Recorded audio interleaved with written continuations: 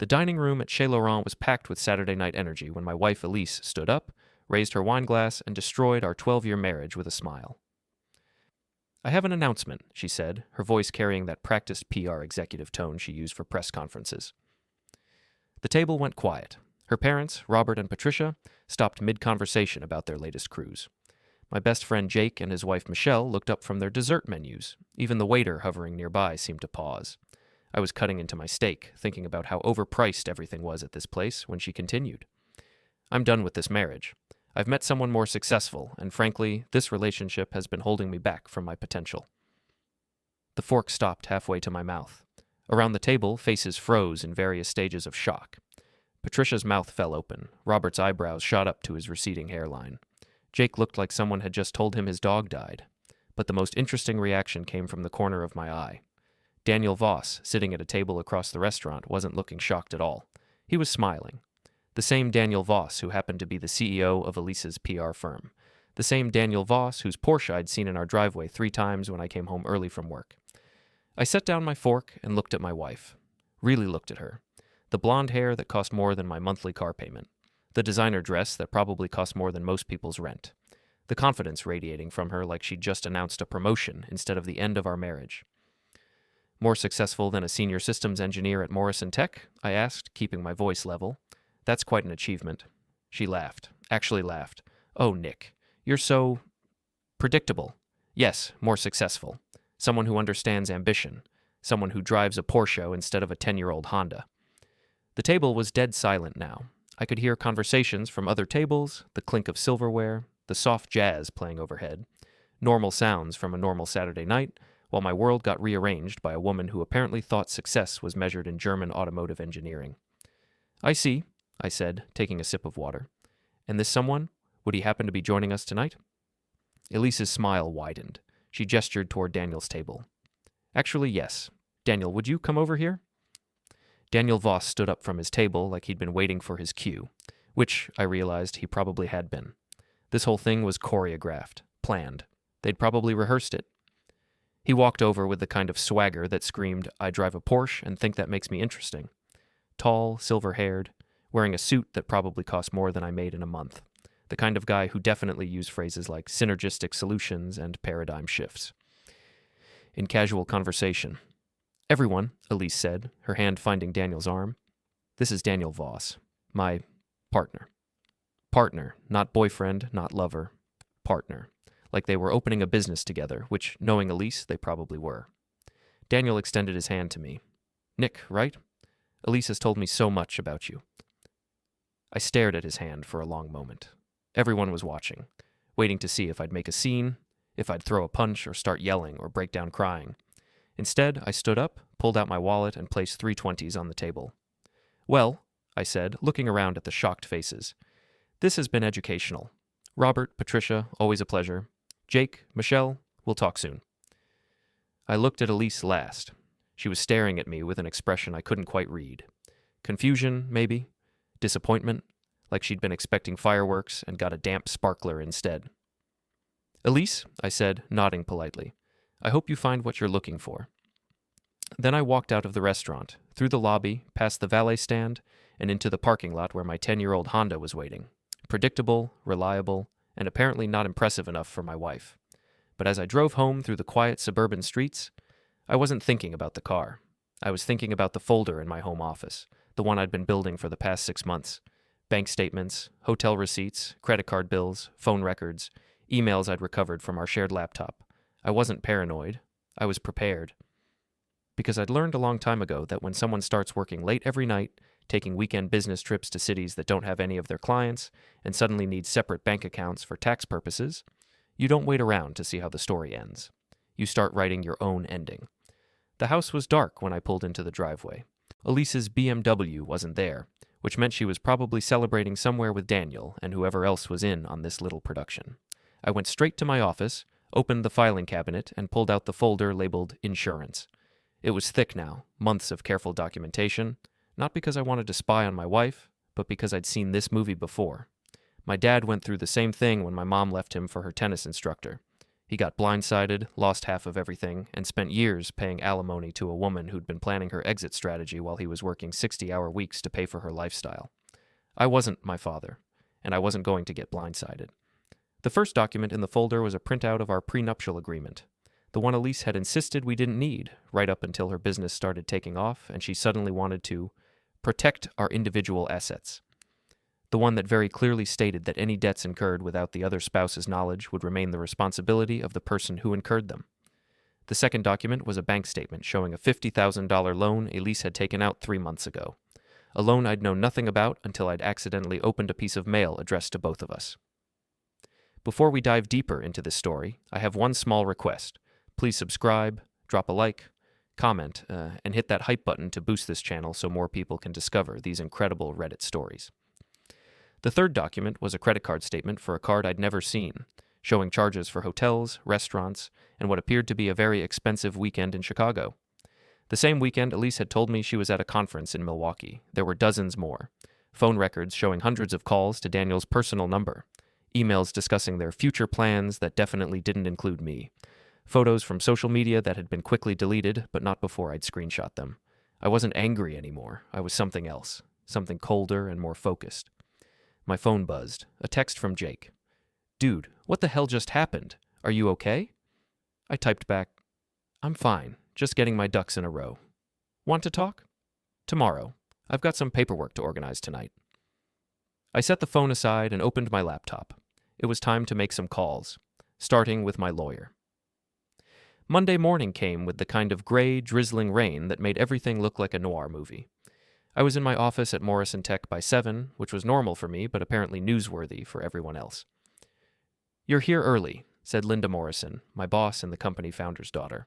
She was one of those rare executives who actually understood technology instead of just managing it. "Everything okay?" "Just getting caught up on some personal business," I said, not looking up from my computer. "Nothing that'll affect work." She studied my face for a moment.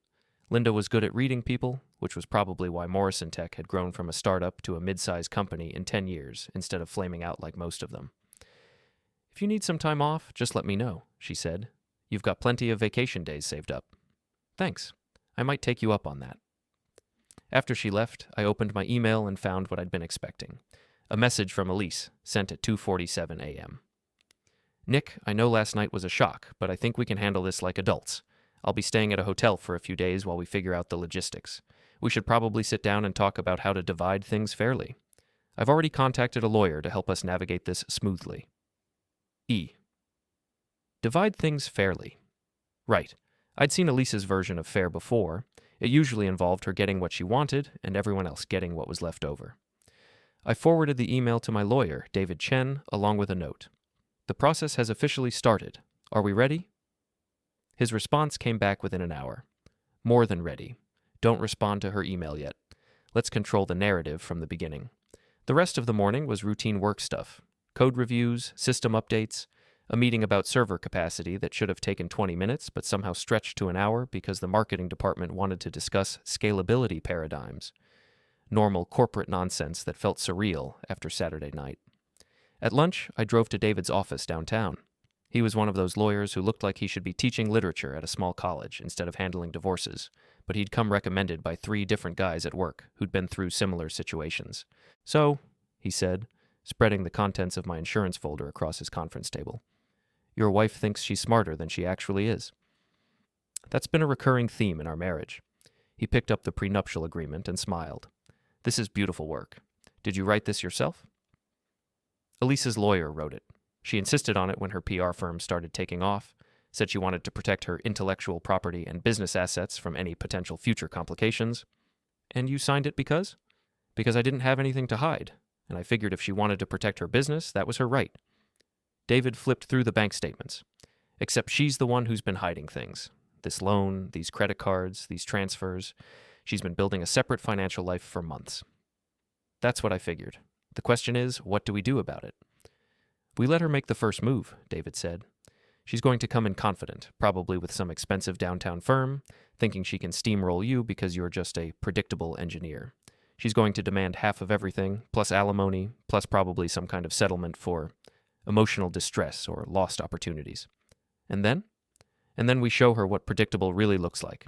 He tapped the folder. Every transaction documented, every lie exposed, every secret debt proven.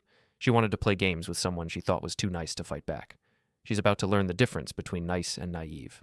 I left David's office feeling something I hadn't felt in months. Optimistic. Not happy exactly, but like I was finally playing a game where I knew the rules. My phone rang as I was walking back to my car. Jake. Hey man, I've been thinking about Saturday night. That was pretty intense. Yeah, it was something. Look, I don't want to get in the middle of anything, but Michelle and I were talking, and we think maybe you should consider Elise's perspective. I mean, she's been working really hard on her career, and maybe she just needs some space to figure things out. I stopped walking. Space to figure things out? You know what I mean. Marriage is complicated. People grow in different directions. Maybe this doesn't have to be the end of everything.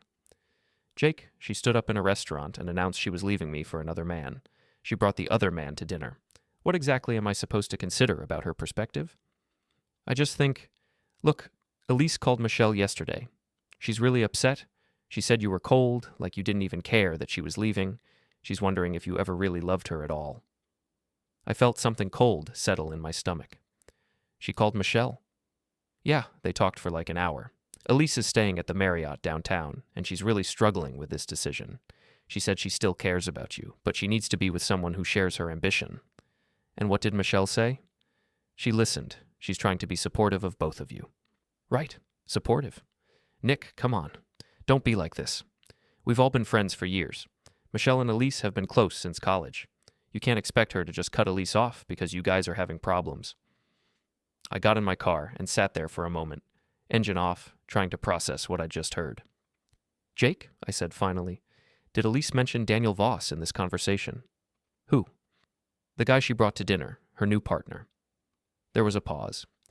She said she'd been talking to someone about her career goals, someone who understood her industry better than you do. Someone who understood her industry. That's how she described it? Yeah. Look, I'm not taking sides here. I'm just saying maybe there's more to this story than what happened at dinner. I started the engine. You're right, Jake. There's definitely more to the story. After I hung up, I sat in the parking lot for a few more minutes, thinking. Elise was already working on damage control, already spinning the narrative, making herself the victim and me the cold, unfeeling husband who didn't support her dreams. It was smart. Classic PR strategy. Get your version of the story out first, make sure it comes from sympathetic sources, and frame the opposition as unsympathetic. But Elise had made one mistake. She was assuming I was going to play defense. I pulled out my phone and called David back. Change of plans, I said when he answered. I want to file first. What happened? My wife just reminded me why I married a PR executive, and why I should have listened to my gut 6 months ago when I started building that folder. I'll have the papers ready by Thursday. Perfect. And David? I want everything. Every debt she's hidden, every lie she's told, every dollar she's moved without my knowledge. I want it all documented and presented in a way that makes it impossible for her to spin. Now you're talking my language. I drove back to work feeling like I just shifted from playing chess to playing poker, and I was holding all the cards. Thursday morning, Elise got served with divorce papers while she was having coffee with Daniel at a cafe 3 blocks from her office. I wasn't there to see it, but I heard about it from Michelle, who heard about it from Elise, who apparently called her in tears. According to the story that made its way back to me through Jake, Elise had been ambushed by a process server who humiliated her in front of her business associate and several colleagues who happened to be at nearby tables. The reality, according to David, was that the process server had been polite and professional, and Elise's reaction had been loud enough to attract attention from half the cafe.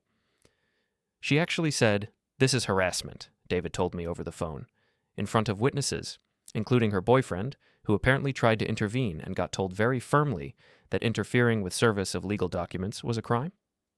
How did Daniel handle that? About as well as you'd expect from a guy who thinks his money makes him immune to consequences. The process server said he got very red in the face and started talking about his lawyer. His lawyer? Apparently he's been through a couple of divorces himself. Messy ones. Which is interesting because it suggests he's not exactly new to this kind of situation. I was in my office, supposedly working on a database optimization project, but mostly just trying to process the fact that my 12-year marriage was now officially over except for the paperwork. What happens next? She's got 30 days to respond. Based on the preliminary filing her lawyer submitted yesterday, she's going for the full package, half of everything, including your 401k, spousal support, and she wants the house. The house that's in my name because I bought it before we got married? The house that's in your name that she's claiming she improved with her own money, making her entitled to half the equity. I laughed, which surprised me. The improvements she's talking about are probably the kitchen renovation we did 2 years ago, the one that was paid for with money from my bonus. Can you prove that? David, I'm a systems engineer. I have spreadsheets that track every dollar we've spent since 2015. I have receipts for everything. I have bank statements showing exactly where the money came from and where it went. Good, because her lawyer is going to argue that she sacrificed her own career advancement to support your household and that she deserves compensation for that sacrifice. She sacrificed her career advancement? She's a senior VP at one of the biggest PR firms in the state. I'm just telling you what they're arguing. The good news is that we have documentation that tells a very different story. After I hung up with David, I tried to focus on work, but my phone kept buzzing with text. First Jake, then Michelle, then Jake again. Jake.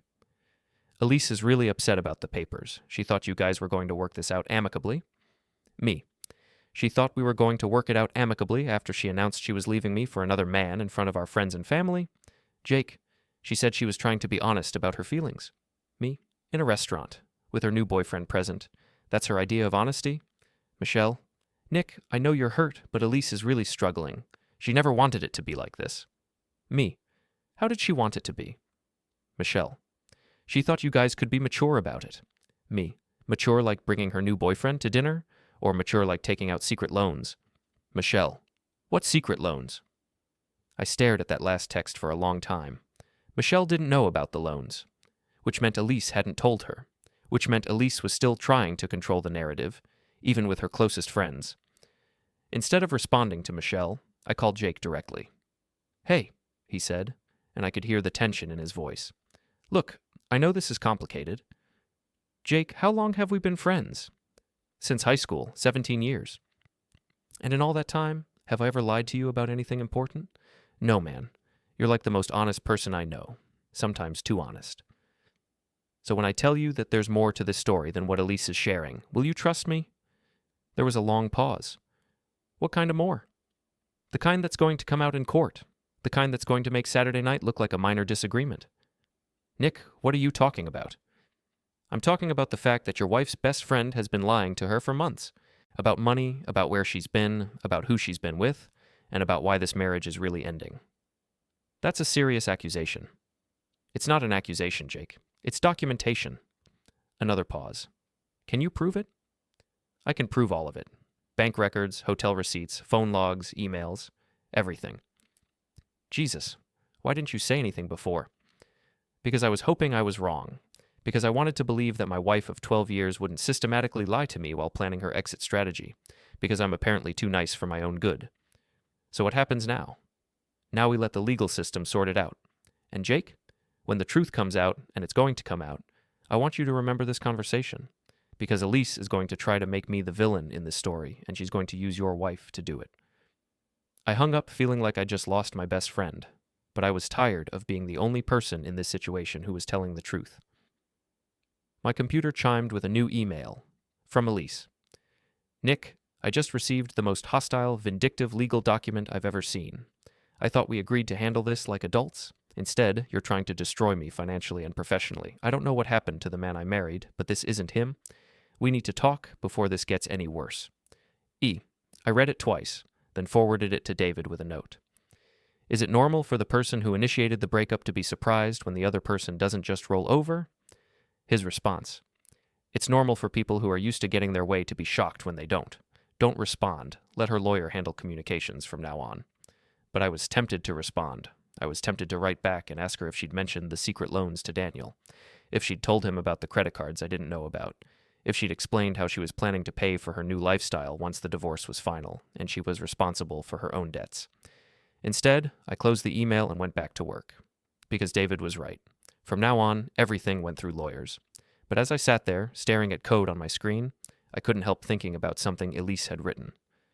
I don't know what happened to the man I married. The man she married was someone who trusted her completely, someone who believed her when she said she was working late, Someone who didn't ask questions when she needed separate bank accounts or took weekend business trips to cities where she didn't have any clients. The man she married was someone who would have been blindsided by Saturday night. She was right. That man was gone. And she was about to find out who had taken his place. The confrontation I'd been expecting came on a Friday night, 3 weeks after the divorce papers were filed. I was at Murphy's Tavern, a dive bar near my office where the beer was cheap and nobody cared if you sat in a corner booth and worked on your laptop. I was reviewing depositions when Jake and Michelle walked in. They looked around until they spotted me, then walked over with the kind of determined expressions that meant this wasn't a social visit. "Nick," Jake said, sliding into the booth across from me, "we need to talk." Michelle sat down next to him, her face tight with anger. "What you're doing to Elise is cruel." I closed my laptop and looked at them, really looked at them. Jake looked uncomfortable, like he'd been dragged here against his better judgment. Michelle looked like she was ready for a fight. "What I'm doing to Elise," I said carefully, "is responding to a divorce filing with my own divorce filing. That's how the legal system works." "You're trying to destroy her," Michelle said. "She's been crying for weeks. She can't sleep, she can't eat, she's barely functioning at work." "I'm sorry to hear that." "Are you?" "Because from where I'm sitting, it looks like you're enjoying this." I took a sip of my beer and considered my response. "Michelle, what exactly has Elise told you about our finances?" "What does that have to do with anything?" "Just answer the question. What has she told you about our money situation?" Michelle glanced at Jake, then back at me. "She said you're trying to leave her with nothing, that you're claiming she owes debts that she doesn't owe, that you're making up stories about secret accounts and loans." "Making up stories." "Yes. She said you've become paranoid and vindictive, and that you're using your computer skills to create fake documents." I felt something cold and sharp settle in my chest. "Fake documents." "She said you've been acting strange for months. Suspicious, controlling, going through her things. She said she stayed in the marriage as long as she did because she was worried about your mental state." Jake shifted uncomfortably. "Nick, man, maybe you should talk to someone. A therapist or something. This whole situation is clearly messing with your head." I stared at him. My best friend since high school. The guy who'd been my best man. The guy who'd helped me move into 3 different apartments and painted my fence and borrowed my truck more times than I could count. "You think I'm making this up?" "I think you're hurt and angry, and maybe you're seeing things that aren't there." I pulled out my phone and opened my email. Found the message from my bank with the PDF attachment I'd been saving for exactly this moment. "Michelle," I said, turning the phone toward her, "this is a bank statement from last month. Can you see the highlighted transaction?" She squinted at the screen. "It says $50,000. Some kind of loan. A loan that Elise took out without telling me. A loan that, according to our prenuptial agreement, makes her responsible for the debt." "That could be fake," she said, but her voice was less certain now. "You think I faked a bank statement?" "People can fake anything on computers these days." I opened my laptop and navigated to the bank's website, logged into our joint account with Michelle watching, showed her the same transaction, live on the bank's official site. "Is the bank's website fake too?" Michelle was quiet now, staring at the screen. "Jake," I said, opening another browser tab, "remember when Elise said she was at that conference in Milwaukee back in March?" "Yeah." I pulled up a hotel receipt. "This is from the Palmer House in Chicago. Same weekend, same credit card that's linked to our joint account." Jake leaned forward to look at the screen. Maybe she had to change cities at the last minute. Maybe, except here's a photo from Daniel Voss's Instagram account from that same weekend. I showed him a picture of Daniel and Elise at a Chicago restaurant, both smiling, her hand on his arm. Posted at 8:47 p.m. on Saturday night. The booth went silent except for the sound of a basketball game on the TV above the bar. "There are dozens more," I said quietly. "Hotel receipts, restaurant charges, plane tickets, phone records, 6 months of documentation. She's been planning this for half a year, maybe longer." Michelle was staring at the photo on my screen. "She told me she met Daniel after she decided to leave you." "She told you a lot of things that weren't true." "Why didn't you confront her?" Jake asked. "Why didn't you try to work it out?" "Because I wanted to see how far she'd go. Because I needed to know if the woman I'd been married to for 12 years was capable of looking me in the eye every morning while planning to destroy my life. And she is. She's been lying to me, to you, to everyone for months. And now that she's getting called on it, she's trying to make me the villain." Michelle was quiet for a long time, scrolling through the evidence on my phone. Finally, she looked up at me. Why are you showing us this? Because you're my friends. Because I thought you deserved to know the truth before you decided which side you were on. There don't have to be sides, Jake said. There already are sides. Elise made sure of that when she decided to rewrite history and make me the bad guy. Michelle handed my phone back. This doesn't excuse what you're doing to her in court. What I'm doing to her in court is presenting evidence, facts, documentation. If that's destroying her, maybe she should have thought about that before she started lying. She made a mistake, Michelle said. People make mistakes. That doesn't mean she deserves to lose everything. She's not losing everything. She's losing the things she lied to get, and she's keeping the debts she hid from me. That's not punishment. That's consequences. Jake was shaking his head. This isn't like you, man. You're not this cold. You're right. The old me would have let her take half of everything I'd worked for, paid her alimony for the next 10 years, and probably apologized for not being successful enough to keep her happy. And what's wrong with that? What's wrong with that is that it rewards lying and punishes honesty. What's wrong with that is that it tells every woman who's thinking about cheating on her husband that as long as she can make him feel guilty about it, she'll come out ahead. Michelle stood up. I can't listen to this anymore. You don't have to listen to it, I said, but you can't unknow it either. She walked toward the door without looking back. Jake stayed for a moment longer. She's right, you know, he said. This isn't like you. No, I agreed. It's not. The old me trusted people who didn't deserve it. The old me assumed everyone else was playing by the same rules I was. The old me got taken advantage of. And the new you? The new me documents everything. Jake left without saying goodbye. I sat in the booth for another hour, nursing my beer and watching the basketball game, or trying to figure out how I felt about losing my best friends. The answer I realized was that I felt relieved, because now I knew where everyone stood, and I could stop pretending that this was going to end with everyone still being friends. My phone buzzed with a text from David. Elise's lawyer wants to meet next week to discuss a settlement. Are you interested? I typed back, what kind of settlement? The kind where she admits she's been lying and agrees to take responsibility for her own debts. Set it up. I finished my beer and drove home to my empty house, where I spent the evening organizing documents and preparing for the next phase of the war my wife had started, but apparently thought I was too nice to finish. The settlement meeting was held in a conference room at David's law firm on a Tuesday morning that felt like the first day of the rest of my life. Elise arrived with her lawyer, a sharp-dressed woman named Patricia Hawkins, who looked like she charged $500 an hour and was worth every penny. Elise looked terrible, thin, pale, with dark circles under her eyes that makeup couldn't quite hide. She was wearing a conservative business suit instead of her usual designer clothes, and she wouldn't meet my eyes when she sat down across the conference table. Let's get right to the point, Patricia said, opening a leather portfolio. My client is prepared to offer a settlement that we believe is fair and reasonable for both parties. David gestured for her to continue. Mrs. Carson will retain ownership of her business assets and professional accounts. Mr. Carson will retain ownership of the house and his retirement accounts. They'll split the value of the joint savings account equally, and neither party will seek spousal support. What about the debts? David asked. Patricia glanced at Elise. My client disputes the characterization of certain financial obligations as secret debts. These were business investments made in good faith to support her career development. Business investments, I said. It was the first time I'd spoken since we'd sat down. Yes, Patricia continued. The loan in question was used to expand her professional network and develop new client relationships. The travel expenses were legitimate business costs. The separate accounts were established for tax purposes on the advice of her accountant. I looked at Elise. She was staring at her hands, fidgeting with her wedding ring. Elise, I said quietly, look at me. She raised her eyes reluctantly. Is that really the story you want to go with?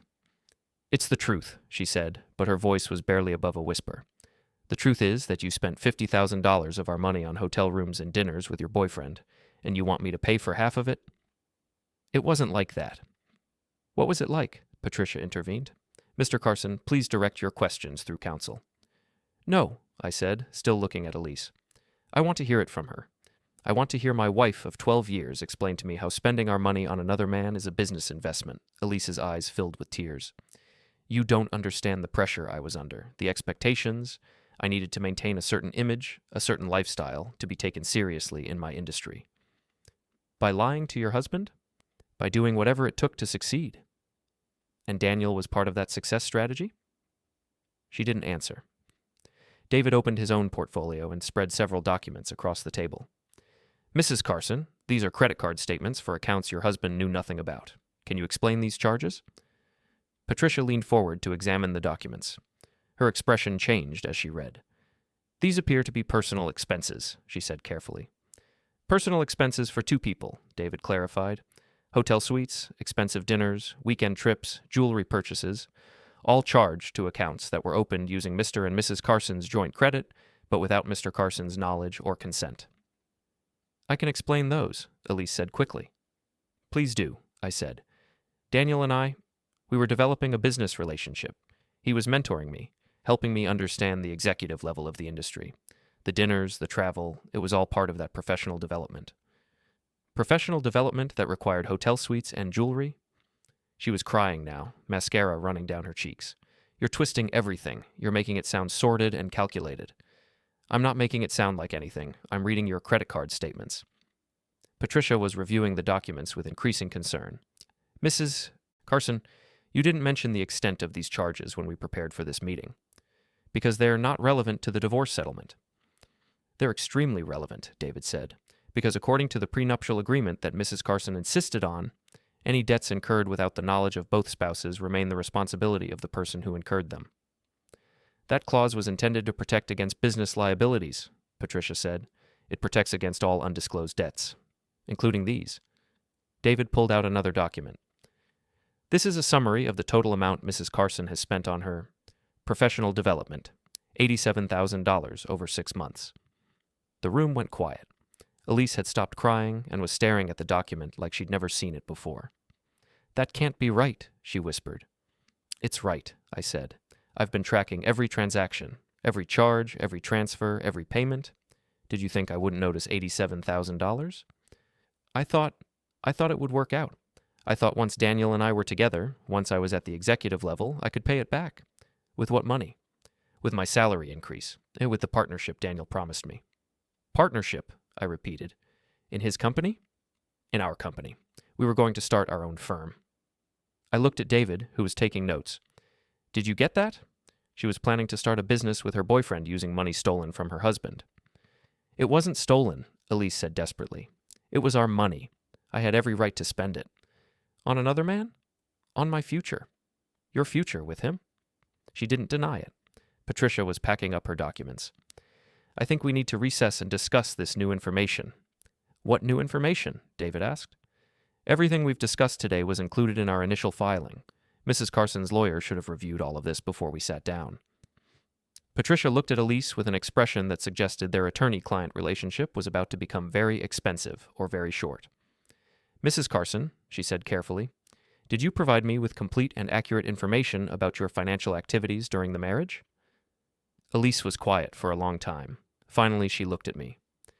I never meant for it to go this far, she said. I never meant to hurt you. But you did. I know. And you lied about it. I know. And you tried to make me pay for it.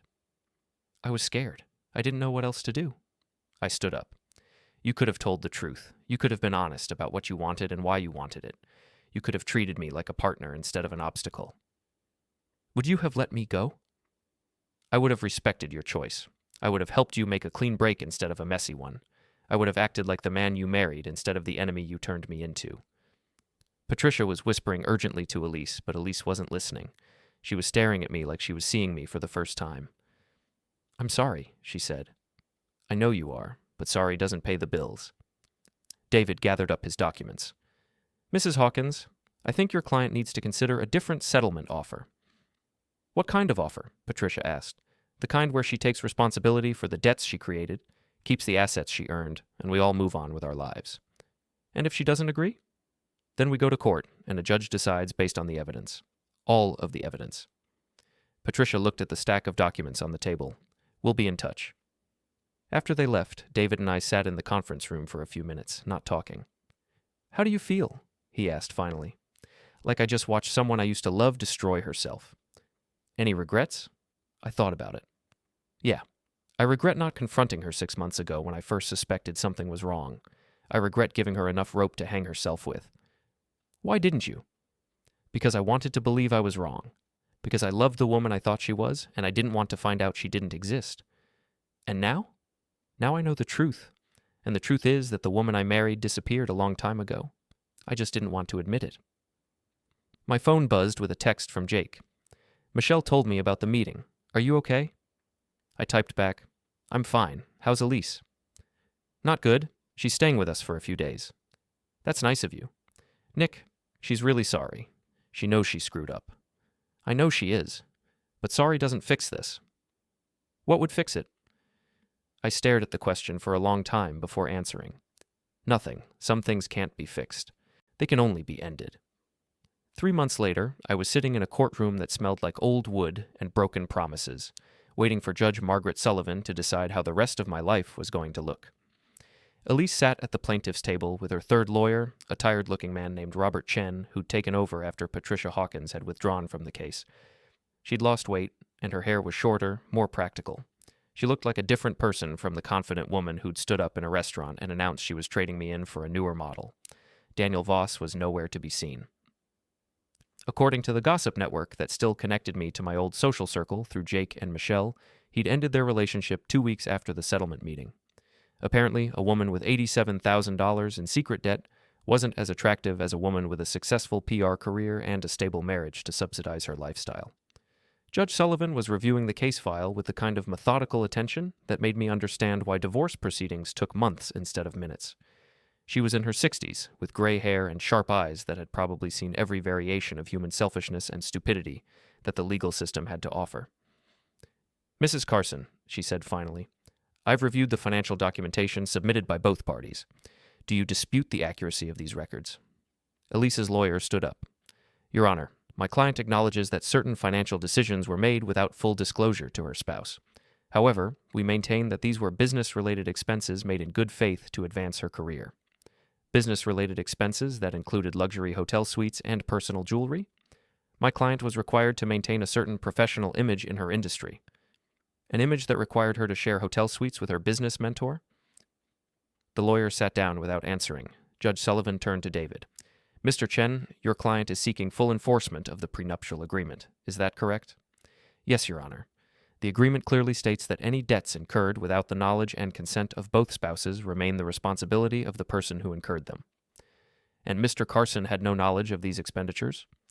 None whatsoever, Your Honor. As the documentation shows, Mrs. Carson went to considerable lengths to conceal these transactions from her husband. Judge Sullivan looked at me. Mr. Carson, you've been married for 12 years. In all that time, you never suspected your wife was having an affair? I stood up. Your Honor, I suspected something was wrong. That's why I started documenting financial irregularities 6 months before Mrs. Carson announced she was leaving. But you didn't confront her about your suspicions? No, Your Honor. Why not? I thought about how to answer that question honestly. Because I hoped I was wrong, and because I wanted to have complete information before I made any decisions about how to respond. Complete information that you then used to build a case against your wife. Complete information that I used to protect myself from financial fraud. Judge Sullivan was quiet for a moment, reviewing the documents spread across her bench. Mrs. Carson, she said, please stand. Elise stood up, her hands shaking slightly. In 30 years on this bench, I've seen a lot of creative interpretations of marital financial responsibility. I've seen people hide assets, inflate expenses, and manipulate records to gain advantage in divorce proceedings. But I have rarely seen such a systematic and deliberate pattern of financial deception as what's documented in this case. Elise's lawyer started to object, but Judge Sullivan held up her hand. You opened secret credit accounts. You took out loans without your husband's knowledge. You spent nearly $90,000 on what you characterize as business expenses, but which any reasonable person would recognize as personal expenses related to an extramarital affair. And then, when your husband filed for divorce, you attempted to make him financially responsible for debts he didn't know existed. Your Honor, Elise said quietly, I made mistakes, but I never intended... Mrs. Carson, intent is irrelevant. Actions have consequences, and the consequences of your actions are clearly outlined in the prenuptial agreement that you insisted upon. Judge Sullivan picked up the agreement and read from it. Any debts, obligations, or financial commitments undertaken by either party without the express knowledge and written consent of the other party shall remain the sole responsibility of the party who undertook such obligations. She set the document down and looked at Elise. You wrote those words, Mrs. Carson. Your lawyer drafted that language at your request. You can't now claim that it doesn't apply to you simply because following it would be financially inconvenient. The courtroom was completely quiet. I could hear the ventilation system humming and the sound of traffic outside. The court finds that Mrs. Carson violated the terms of the prenuptial agreement through a pattern of financial deception spanning at least 6 months. The court further finds that Mr. Carson acted reasonably in documenting these violations and seeking legal remedy. Judge Sullivan looked at her notes. Mrs. Carson will retain ownership of her business assets, professional accounts, and personal property acquired prior to the marriage. Mr. Carson will retain ownership of the marital home, his retirement accounts, and personal property acquired prior to the marriage. The joint savings account will be divided equally between the parties. She paused. The judge's voice cut clear through the courtroom. Mrs. Carson assumes full responsibility for all hidden debts. Credit cards, loans, everything. Mr. Carson owes nothing. Elise swayed. Her lawyer grabbed her elbow. No spousal support, Judge Sullivan added. The financial deception was deliberate. Both parties can support themselves. She closed the file. Marriage dissolved. You're free to remarry.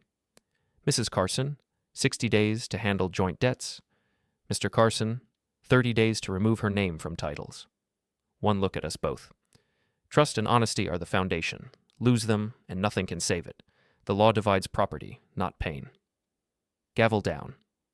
Court adjourned. I sat a moment longer. 12 years gone in minutes. Elise cried softly. Her lawyer packed up without a word. David touched my shoulder. You okay? Empty, I said. Just empty. Normal. Give it time. I stood. Passing her table, she whispered, Nick. I paused. I'm really sorry. I looked at her, the woman I'd loved, trusted, built a life with. I know, I said. But sorry doesn't fix it. I know. Take care, Elise. Outside, October air hit sharp and clean. I breathed like a man surfacing. Phone buzzed. Jake. How'd it go? Me? Done? She keeps the debt. I keep my life. Jake. Drink? Me? Thanks. But I'm done talking about it. I drove home, my home now. The silence was deep, calm. No TV blaring, no endless calls, no background noise. Peaceful silence. I opened my laptop, trashed the evidence folder. Then a new blank page. Title. Things I want to do now that I'm free. The cursor blinked. I started typing. The list grew fast, and for the first time in a long time, I smiled.